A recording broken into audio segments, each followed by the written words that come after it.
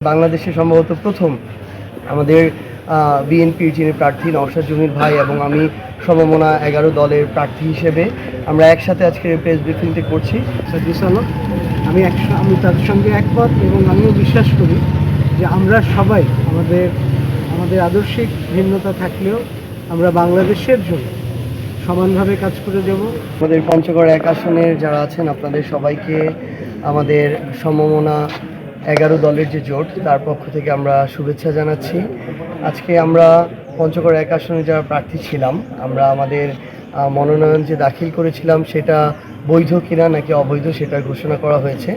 তো 7 জন প্রার্থীর মনোনয়ন বৈধ ঘোষণা করা হয়েছে। আমার পাশেই রয়েছেন আমাদের শ্রদ্ধাভাজন বড় ভাই এবং আমাদের পঞ্চগড় 1 আসনের বাংলাদেশ জাতীয়তাবাদী দল বিএনপির এখন পর্যন্ত ঘোষিত বৈধ প্রার্থী আমাদের ব্যারিস্টার নওশাদ জমির ভাই। আমরা একসাথে পারস্পরিক শ্রদ্ধা এবং সম্মানের ভিত্তিতে আমরা আমাদের এই কার্যক্রমগুলো সম্পন্ন করছি এবং আমরা মনে করি যে এটা শেষ দিন পর্যন্ত এবং নির্বাচনের পরেও আমাদের এই পারস্পরিক শ্রদ্ধাবোধের যে সম্পর্ক এবং অভ্যুত্থান পরবর্তী বাংলাদেশে আমাদের নিজেদের বাংলাদেশের জনগণের প্রতি বাংলাদেশের প্রতি দায়বদ্ধতার যে সম্পর্ক সেটা আমাদের সবসময় থাকবে এবং ইনশাআল্লাহ আমরা খুব সুন্দরভাবে আমাদের আগামী নির্বাচন কেন্দ্রিক যেই ধরনের প্রচারণা আচরণবিধি সব কিছু পালন করে আমাদের নির্বাচন সুষ্ঠুভাবে সম্পন্ন করতে সহযোগিতা করব।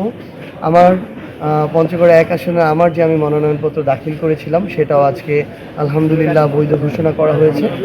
তো ইনশাআল্লাহ আমরা শুধু এটুকুই বলতে পারি যে দিন শেষে আমাদের রাজনৈতিক দল আলাদা হতে পারে, আদর্শ কেন্দ্রিক ভিন্নতা থাকতে পারে, কিন্তু পঞ্চগড়ের স্বার্থে আমরা ঐক্যবদ্ধভাবে আমরা কাজ করে যাব, যার প্রতিফলন সম্ভবত আপনারা এখনও দেখছেন যে বাংলাদেশে সম্ভবত প্রথম আমাদের বিএনপির যিনি প্রার্থী নওশাদ জমির ভাই এবং আমি সমমনা 11 দলের প্রার্থী হিসেবে আমরা একসাথে আজকে প্রেস ব্রিফিংটি করছি।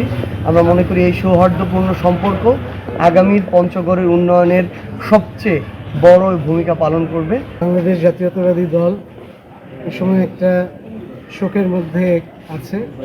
এর মধ্যেও আমাদের নিয়ম অনুযায়ী যে নির্বাচন কেন্দ্রিক কার্যক্রম সেগুলো পরিচালিত হয়ে যাচ্ছে, তারই একটি অংশ হিসেবে আজকে যাচাই বাছাই প্রক্রিয়া ছিল এবং সেখানে আপনারা শুনেছেন যে পঞ্চগড় 1 আসন থেকে আমরা 7 জন যাচাই বাছাইতে তারা নির্ধারণ করেছেন যে সঠিকভাবে প্রার্থিতা পেয়েছেন, যেটা আমার ভাই বললেন সার্জিস আলম।